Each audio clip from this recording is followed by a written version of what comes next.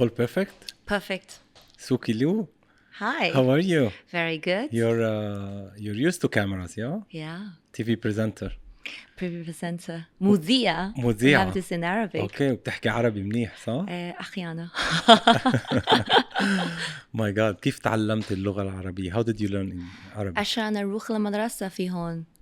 هل أعيش في دبي 10 سنوات من زمان. بس انت عشان تدرسي عربي ولا كان في هدف تكوني على التلفزيون؟ لا أبدا. أدرس عربية في دبي. مدرسة أفتكر سنتين بس. على طول أدرس عربية في مدرسة صعبة لغتك. صعب بس صعب. Chinese is I know. hard to. I remember in the class, we have like 20 people at the beginning. And then when the day that you graduate, because you need to pass a lot of exam, to get the certificate, it's only 3 people left. And me, Chinese, and another girl, she's from Germany.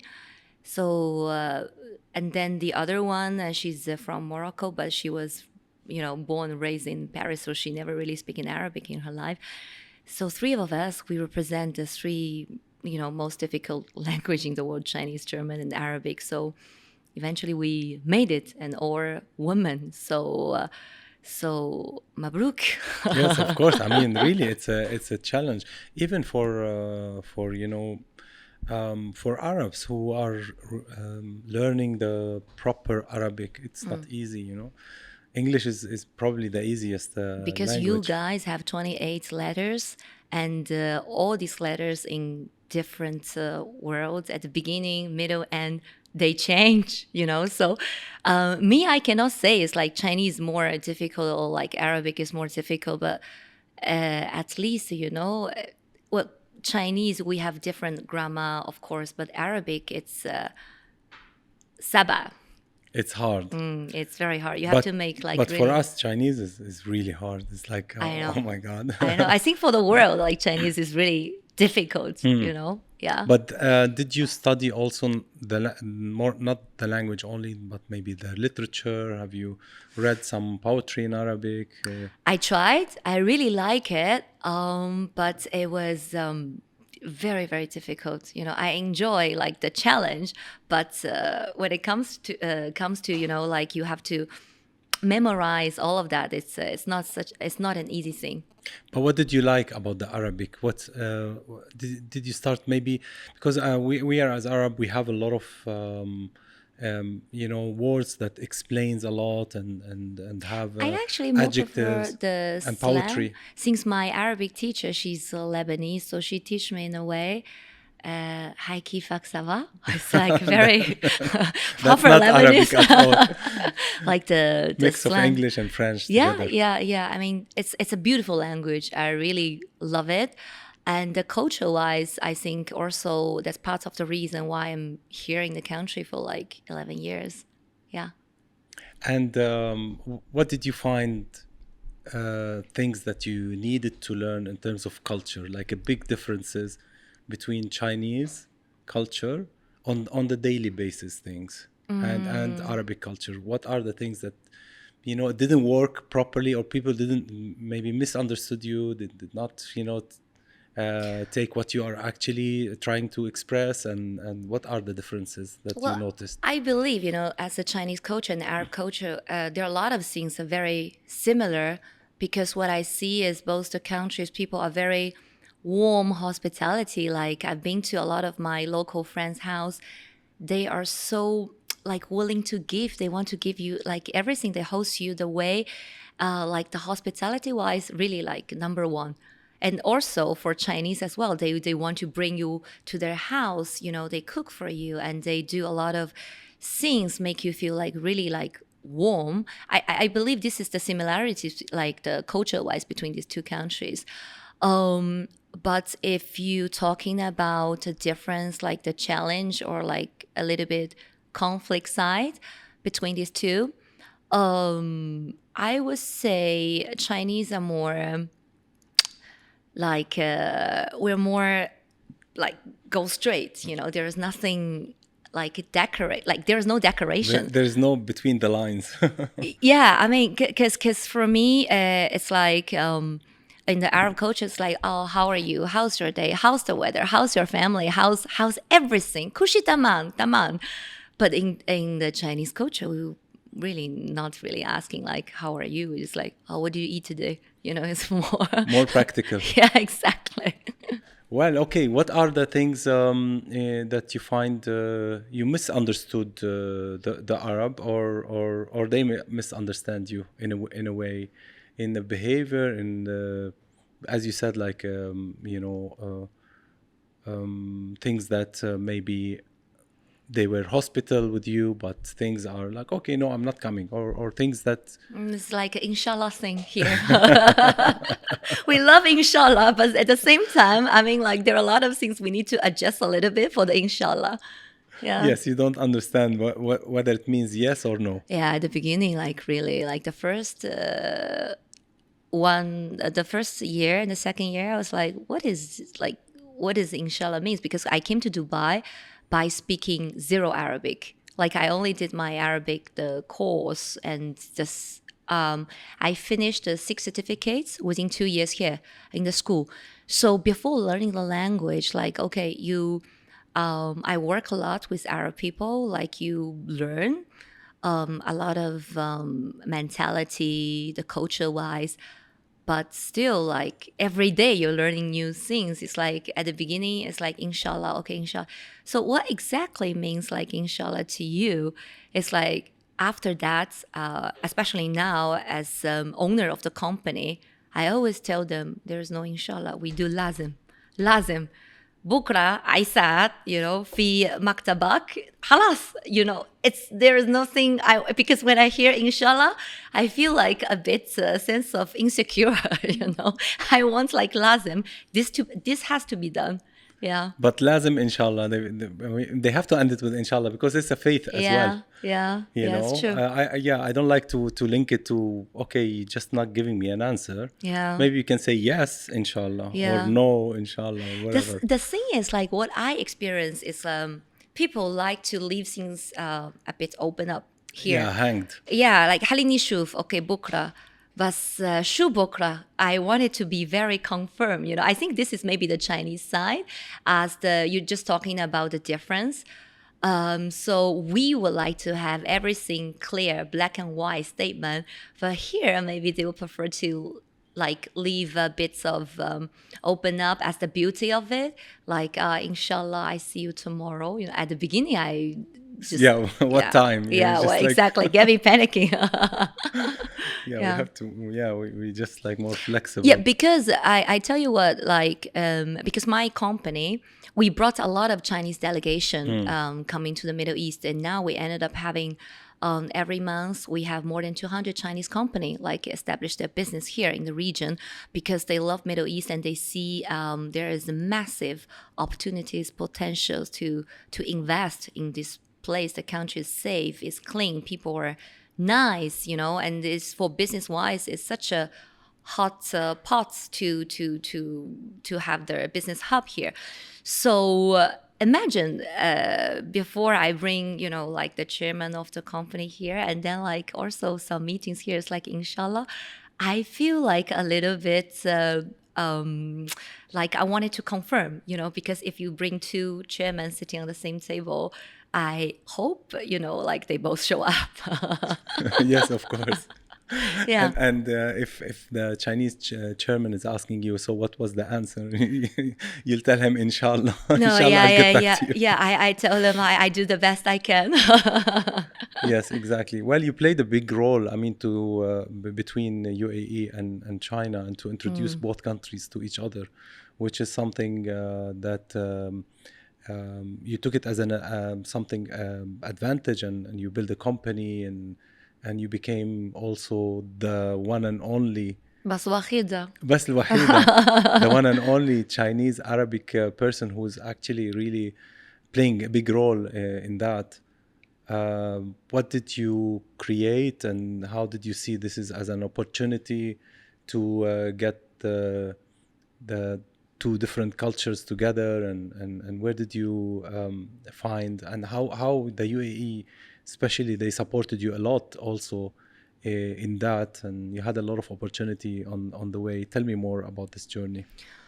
Well, I think first of all, alhamdulillah, we are here in the market more than 10 years, so we have a very good reputation. And then for the difference between my company and a lot of company is that we never really struggle for finding clients. And I think it will back to the story like how I started my company, because I was a TV presenter. I do a lot of interview with all these successful entrepreneurs, celebrity, very, very important people when they come into the Middle East. So basically, the show was about like telling people what's happening between the Middle East and China. And, if we're talking about China, it's 1.4 billion people we're talking about. So it's like a massive market. And by the people, they knowing your name and they know that you've been here in the region for a really long time, they come to you for everything they need, and vice versa here in the region. Especially I work a lot with the government here. So we created like a UAE China week when the Chinese president like visited here. We did a lot of campaign, can see from my Instagram pages also. So there is a huge business potential between these two countries.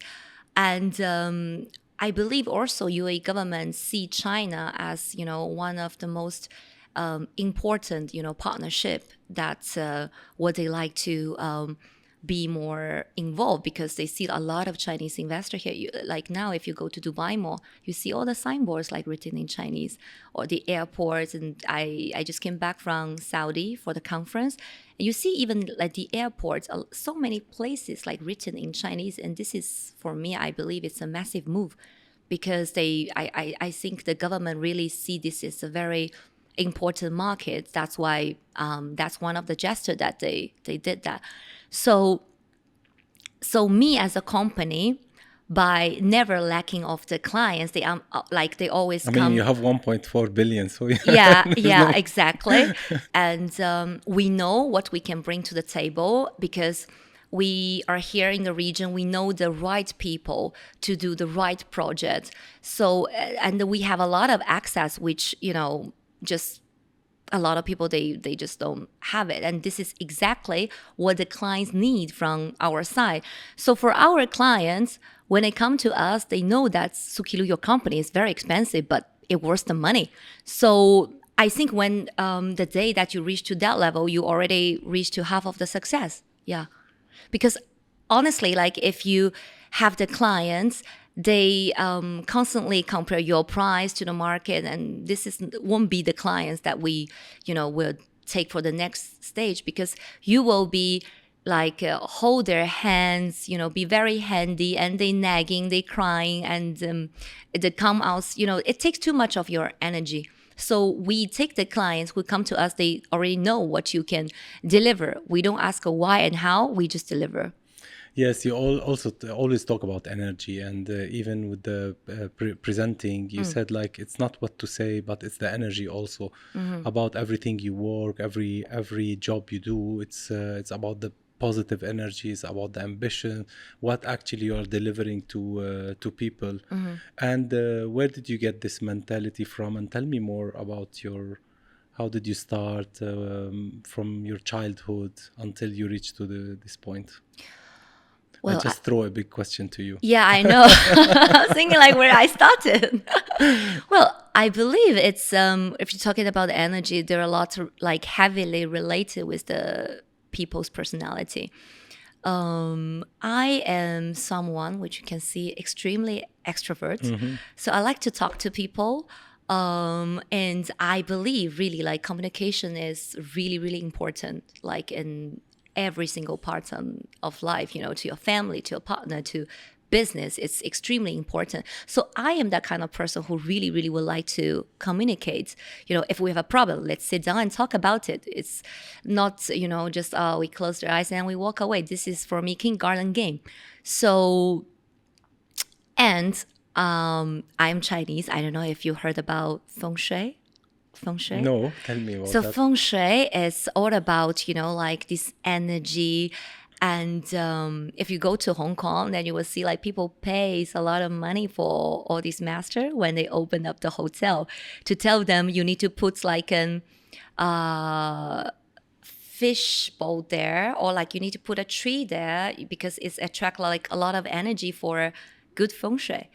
So I believe in the Western world you have something like very similar. You have the crystal, you have some other different things, but like in the Asia culture, I think that we really believing a lot for feng shui. Yes, We have the master coming over for something really important. Yeah. So I like this. Tell me more about that. I mean, I think Chinese, you master that yeah. like thousands of years. So you know the source and what this affects. And Yeah, okay, because maybe you won't believe that, there are a lot of hotel opening in Saudi. They actually contact my agency. They ask like, can you bring us like the master to check the feng shui for the opening? Because honestly, for example, a lot of Asian background hotel like Shangri-La, they will need to have like a lion dance and all of this, ribbon cuts and open ceremony.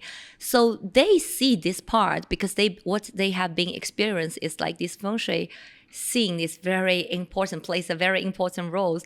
And a lot of things, like I cannot really explain it properly, but you see the difference. For example, like if you choose different apartment and then you enter, if the door is here and if you put a mirror here, or like if you put a tree, or if you put something different color, red, blue, it depends. Every person is different because it's all come back to your birth time.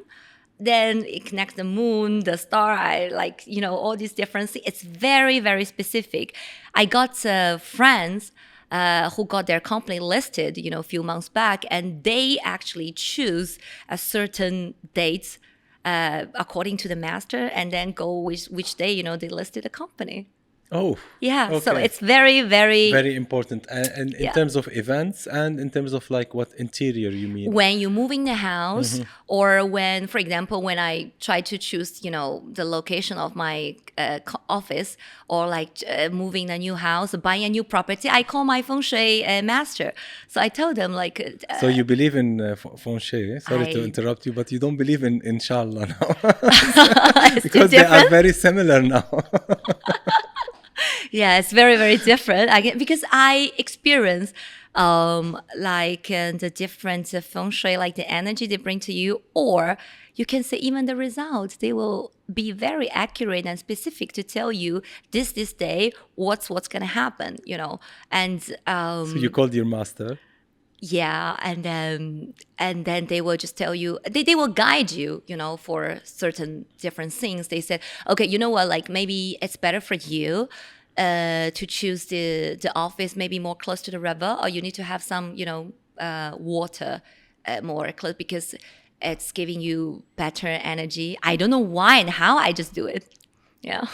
So you find it affects you, or it's something that also maybe if it was not done properly. Some people, let's say in the hotel example you gave me, if they enter and they know that these two colors should not be next to each other, or this water and this sculpture maybe should not be close to each other, or they get affected and they like the place or not. So it's something that you find Chinese practice that, and they notice that, so maybe you can tell me about my surrounding. Because it's yeah, it's like past 1,000 years, there are different like feng shui master,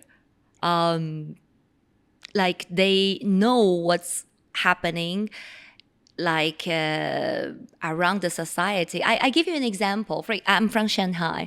So we have built up a lot of highways in Shanghai, which there are just a lot of, let's say, challenge. Like when you need to build a highway, so you need to digging like undergrounds, like really deep. So the major highways, it took them years and years. They just cannot get it done, doesn't matter, like a small problem, or it just never be done. So until they found like one of the master from the temple, he's very old, I believe like 80 or 90 years old. They because he has, I wouldn't say like superpower, but he's like very well experienced, for the things happening. And then he was just telling there's certain people, I suggest you to put the dragon on one of these what is it called, like one of these Columns. yes, digging on the ground, and then you can hold the bad energy somehow like that. And then they did it, but after that the master just passed away. Like no one can ever explain, And why they and did the how. highway after Yeah, that? they did that, Wow, and okay. lasted for decade years now. Yeah, so this is one of the things like you cannot really explain, but for me and also my a lot of personal experiences, so I believe it's quite important. Yeah. So Yes. before, for example, like if I buy a property, if I'm moving office, I always call my master. Wow, okay, that's nice. Have you tried to do some treatments or go in some, these journeys or practices that? I never did because I don't have time, but I would Uh-huh. love to. Yeah, yeah, I never did.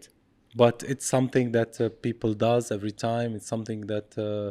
What does it involve? Is it where it's located, so maybe people can know also about it? Is it temples? Is it in It's just the right master, I would the say. right master?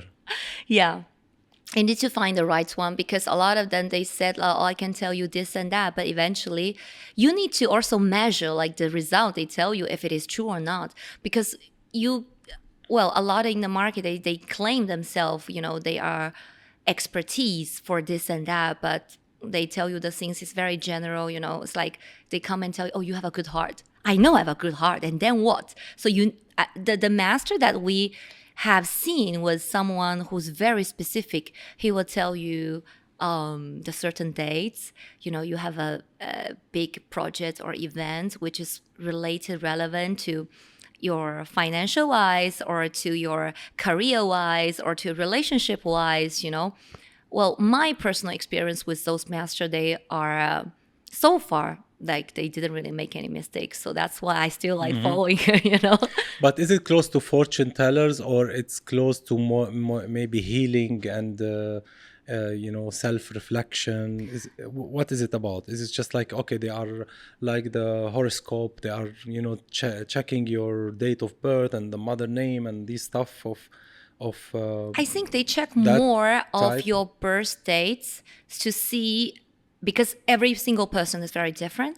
They check your birth dates to see what you have, and they will advise you. For example, I tell you one thing. For example, you see my phone case. This baby blue is very good for me. It's I don't really like the case, but I have it with me because my feng shui master told me to do so. So, like this color is very good for me because I'm a person who is extremely extrovert. So, in my energy, I'm like a lot of on fire. So I have too much fire, too much energy to give and to share, to give to people. So I need something like always close to the water to calm me down a bit. So I don't think I'm a very quiet person. I'm a bit loud somehow. So this giving me something which I feel like maybe it's working. It Yeah. will cool you Yeah, down a yeah, little yeah, bit. a bit. Oh, okay, that's good. That's Yeah. great. And tell me on your journey. So you've raised and born in China, Yeah, in Shanghai. in Shanghai, Yeah. and then you moved to LA. No, it was in LA. You said So you did the TED Talk. Or where did you do the TED Talk? TED Talk I did in Dubai. Okay. So I did in Dubai, but at the time I was in Miami. Oh, okay. So So it was in Miami, yeah, it and they was called you. All Miami. right. So Yeah, and so that time I didn't start my company. So I was still on the TV presenter side. And every year you go to all of these film festival, you have all the fancy glam scene. And that time I have my agent and she called me. She said, Suki Lu, you need to move your ass back to Dubai now. Like change your ticket tomorrow. I said, why? I'm having my best time in Miami. I'm not gonna coming back. It's like more than 10 hours flight. And then she was like, you are going to do a TED Talk in Dubai. So I suggest you come back. Otherwise, I don't want to see you again. So I wrapped up everything. I was so heavily jet lagged, was not prepared. She sent me like all these guidelines. I didn't have any time to have a look at it. I just look at the topic of the TED Talk. And then the second day I came, I went to the, I believe it's IMT, this university in Dubai. And then I did the TED Talk. And now I went back to this speech, you know. I still surprised that I did that TED Talk because the topic was like little things, what the little things change in your life. And they asking me like my journey, how I learned Arabic here, how I surviving here in the Middle East, like the culture wise is extremely different from where I came from. I was sharing my experience, and also like one of the story, I had a conversation with Sheikh Mohammed. After I learned Arabic, I stopped to him before he entering his office in Emirates Tower. So I was just go direct and asking, can I take a picture? But I said this in Arabic. So him and all of these people around him, they were shocked. Shu Haida, like who is this person? Like she's Chinese, but she's blonde and she's. How did you say it to him? ممكن تاخذ picture. Picture, okay. Like a picture. So they were like, and no one stopped me, and they laugh, you know. And then he said, "Oh, so how long are you, being in the country, and what do you do here?" So it was quite a nice conversation, and surprisingly, because people, they see he's like number one in Dubai, they must be, very tough, and he's very, very nice and kind and genuine, to have a conversation with just random people, like come to him. So I feel like this is very privileged. And you don't feel like he's the ruler. You feel like he's like your very humble person. Yes, like your family, your friends. So it's like he giving you this kind of feeling, which make you feel like very warm. Yeah. Oh, that's a great experience. Yeah. And you took the picture? Yeah, I took the picture. I gave the phone to the security, and they took the picture. Yeah. Oh, that's nice. Yeah. Also, you had a meeting with the Al Abbar as well? Well, I saw him from different meetings, and then I was very lucky that I had the chance to having conversation with him. I came to the when the Imar, they had the opening ceremony with the Elisab, because Elisab is a very dear friend, and they had a lot of business happening in China, and they did this amazing collaboration together. So I was the only Chinese sitting in the main table with the two big people there. And then Muhammad Al-Arba was sharing his experience. He spent 5 years in Singapore. He really likes the Asian culture. And me, I'm feeling like he's such a big name in the Middle East, and he's very humble. He actually knows a lot about Asian culture, and this really made me very surprised. I believe I remember one of the interview he was doing with CNN. He was saying that we work a lot, we work hard, and some people who don't like overworking hours, which is okay, but maybe just not for our company. Which this seeing this kind of the thoughts, yeah, it's very similar like to Chinese, because we are very well known as workaholic, like we work a lot. And I see this coming from his side, because look, if today you have all of the achievements, you have the name already in the region, you could just simply sit down and not doing anything, because just these kind of people still coming to you. But people like him as a big name, and have he's a, we'll say, massive entrepreneur, have how many business that he's on, and he's still like working extremely hard. And like the way of thinking, I think is the most important thing, and to lead him to where he is today. Yeah, the mentality that he has. But you said he's experienced the Asian culture very well. Yeah. And do you see it reflected in Dubai in some of the projects that you see around here? Do you see similarities Well, of maybe in the buildings or the the streets or the technology that's happening? Do you see that? I think, first of all, Emar has a very big name here in the region. And I think next episode, Emar should sponsor us. Yes, of course. But Emar has very heavily involved working with Chinese. I think since day one, they have professional team, focused on Chinese market. They have a lot of buildings, specialized design for the Chinese market. They have a lot of buildings, even everything is written even by Chinese. So I believe also it's coming a lot from Muhammad Al-Abar, his angle, because he experienced, how the market, change or grows, and he wants the best, to coming out with Emar. So that's why I feel like there's certain projects like Primo or the other building, I like their different names. I believe it's very related, with Chinese twist culture-wise. Yeah. Why do a lot of Chinese invest in real estate in Dubai? Because it's the best place to be. Because it's extremely safe. As a young woman, you're walking on the streets 3, 4 a.m. There's no one stop you. You're extremely safe. No one gonna come and bother you, which is not gonna happen in Europe nowadays.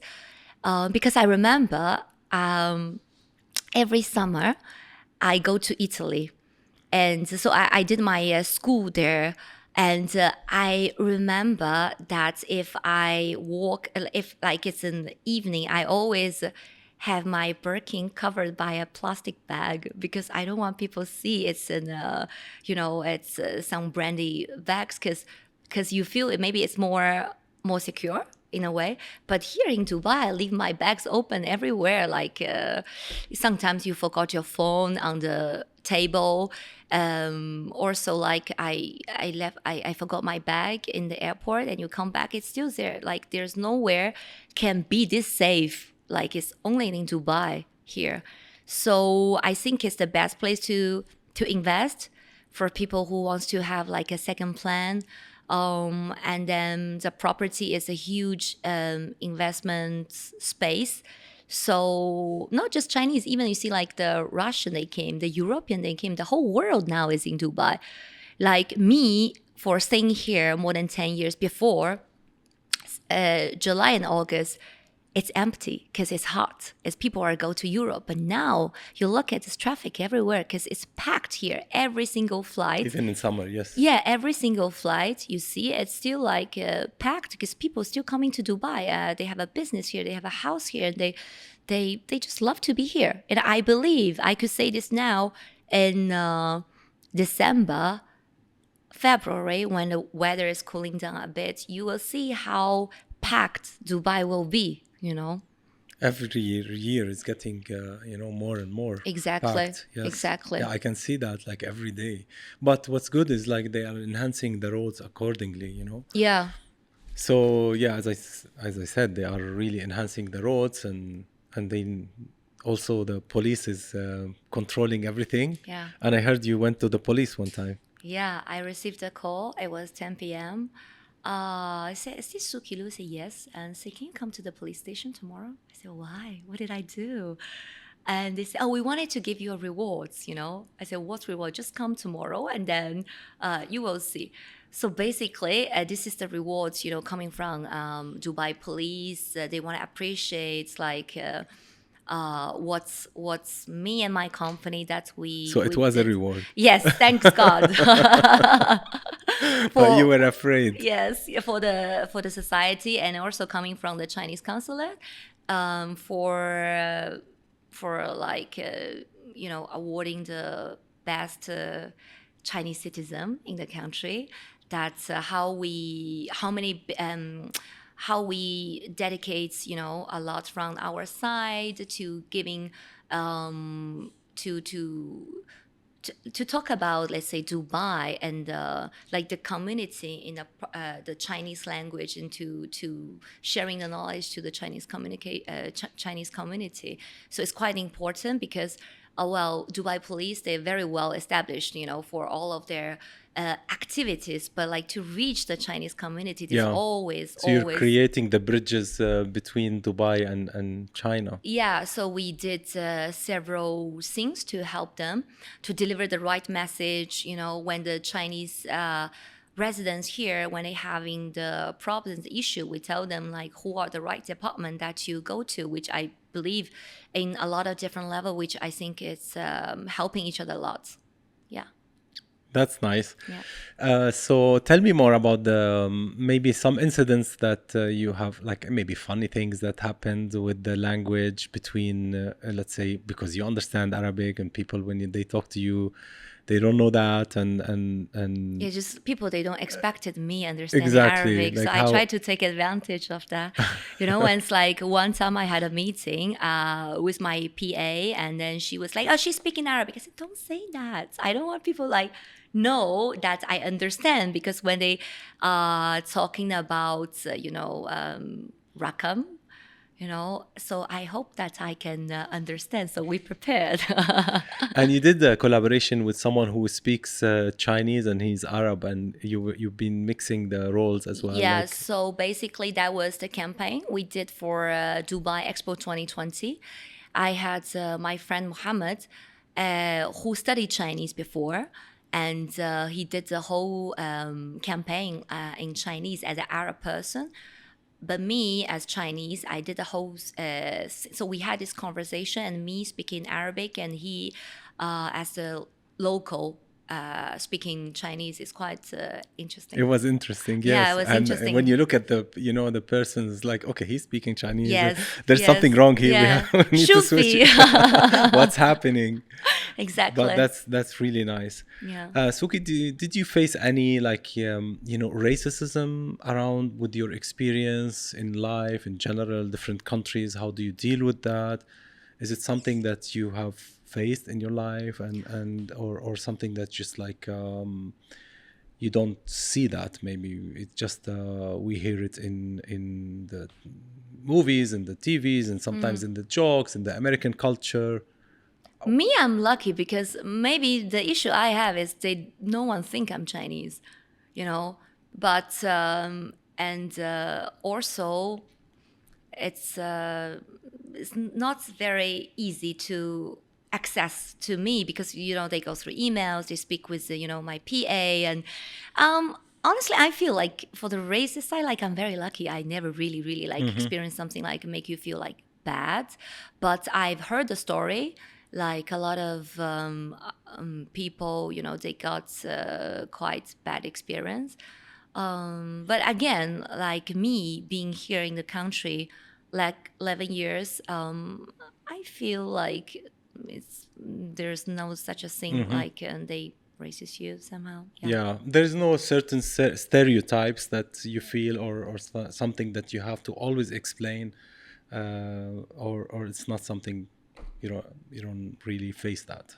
No. Okay, that's amazing. Not really. Yeah, lucky. Lucky. Okay, that's great. Tell me about the baby lion. What's the story of the baby lion?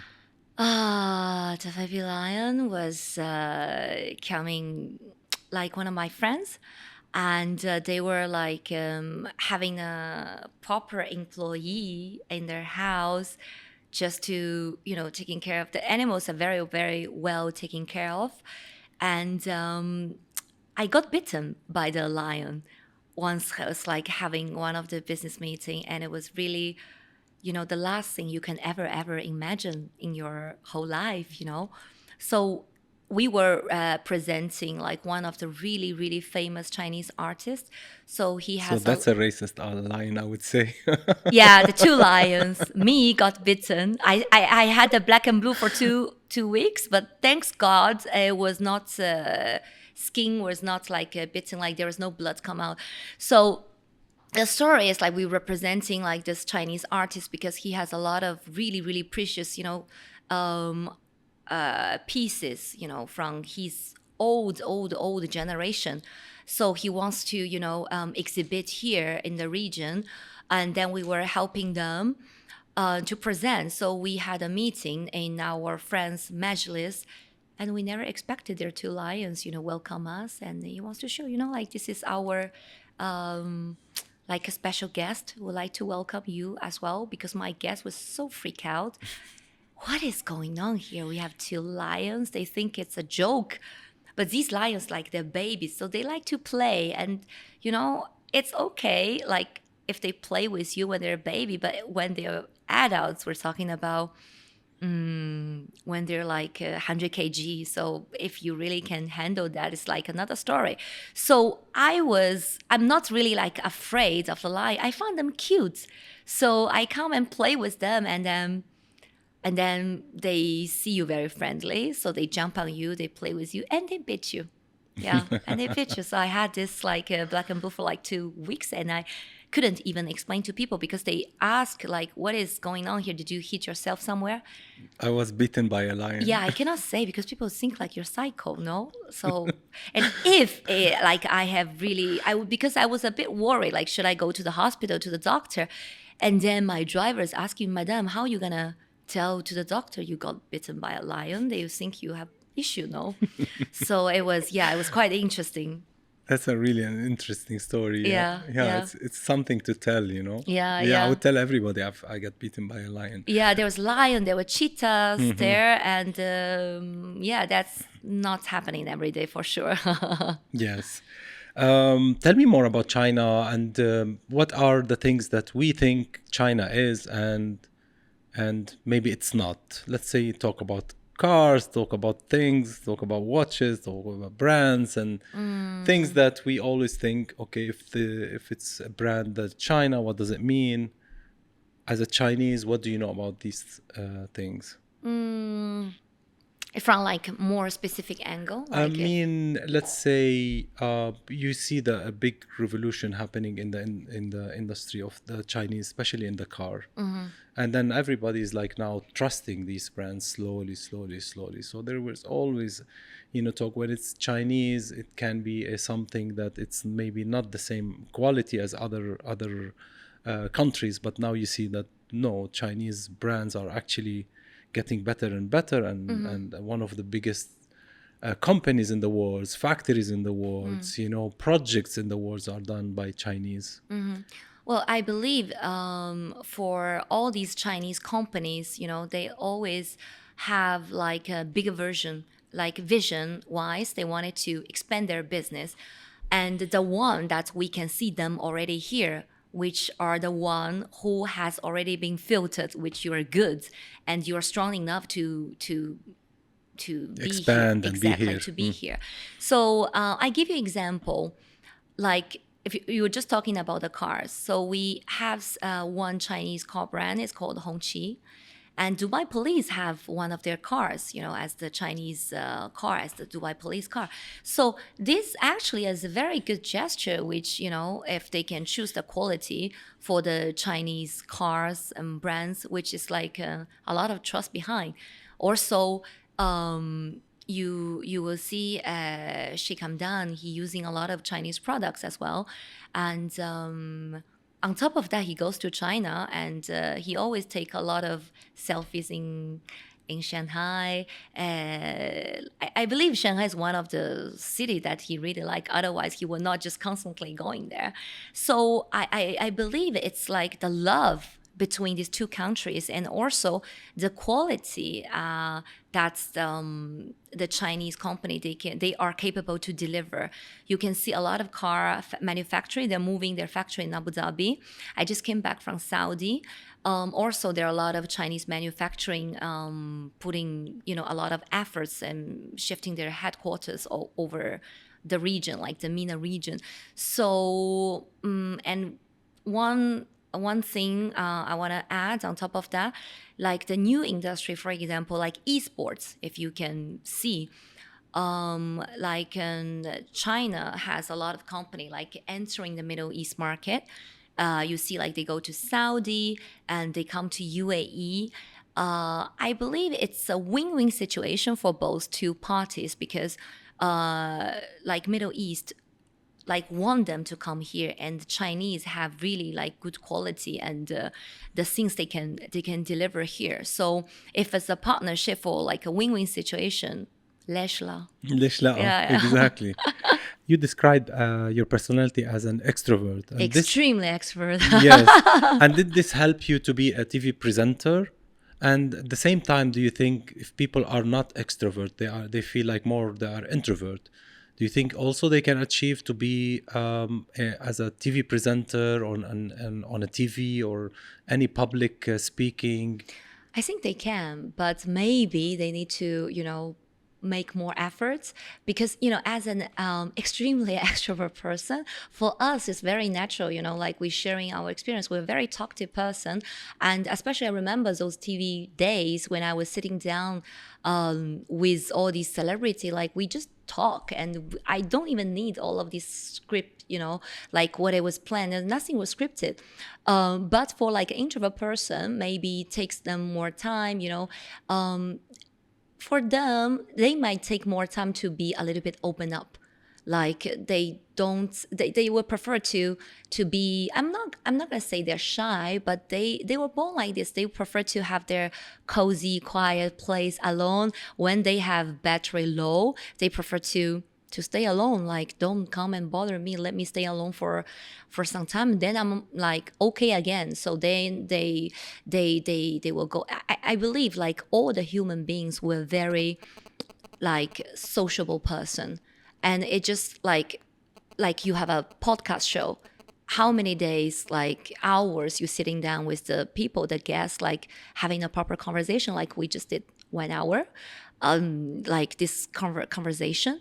So imagine like you're extremely introvert person, you will prepare a lot. Maybe you get nervous, because I believe that introvert person, maybe they care more like how people look at them, think about them. Me, I'm like, okay, if I make a mistake on the stage, I halas hali wali, you move on to the next page. I think I'm very lucky because I was born very extrovert. Also, I have a very strong capability to let go, like let go the shit in your life. Because again, back to the TV days, when I need to go to the stage, you cannot imagine. Maybe I just go through massive shit, and I still need to be, مرحبا بكم سيداتي وسادتي, أهلا وسهلا, and you need to give the energy like on the stage. But we are human beings at the end of the day, and you have your emotions. Maybe you had a bad day, maybe just some shit just happening. But how you manage that, the stress, it's quite important. For introvert people, you might take more time, like, I don't know why, I understand. One thing I learned in my life is like, you don't let this bad, negative energy have the power to control you. Because if you let them to stay in your body, because you allow them. So if you just feel that, okay, I'll let it go. So, okay, I made a mistake and then shit happened. Let me find solution. So the solution is more important than anything. Because me today, as the owner of the, business owner, you need to always find solution. Don't come and just tell me no. Find me solution. Not just because a lot of things like it can happen. Okay, it doesn't go smoothly. Like nothing will be, really prepared for you. For everything is okay. It's done. It's like this nice and packed. You have to find your way. So this might be the challenge a bit for like introvert people. Okay, they reject me. They tell me no. What can I do? But an extrovert person, or maybe it's just me, if they tell me no, okay, I find a way. If this way doesn't go through, I find the other way until I find the proper solution. I get this done. So this is always me as the, when I was the TV presenter, or as today you're the business owner. You always find solutions. So back to your question, like, can an introvert person to be like successful? I think yes. If you always find solution, you can always to reach to your goal. Yes, and don't accept it as something personal and it's against you. It's just something that didn't work, and you need to find another way to do it. And you describe it very well by like you need to charge your batteries. So maybe the batteries you need to go back and charge yourself and go back again and try again. Yeah, for me, it's just like if something that's it didn't reach the goal that you wanted, you keep trying. That's also like another inshallah thing. It's like, oh, inshallah, it's happening. You make your efforts, and then it's inshallah. But it's not like, okay, I sit down and not doing anything, and then it's inshallah. No, it doesn't work with me. Suki, I mean, you're very vibrant, really extrovert in a very positive way, and I really enjoyed my time with you. Thank you. It's really lovely having you. It's a pleasure. And thank you for learning Arabic. It's a pleasure for us, really. I think it's one of the best things I've ever done. Thanks a lot. It's really can bring people together, learning each person's language. And thanks for that. Next chapter, I teach you several words in Chinese. Yes, I want to. Thanks a lot. All right. Thank you so much. It's such a pleasure to be here. Same here. Thank you. Thank you. Okay.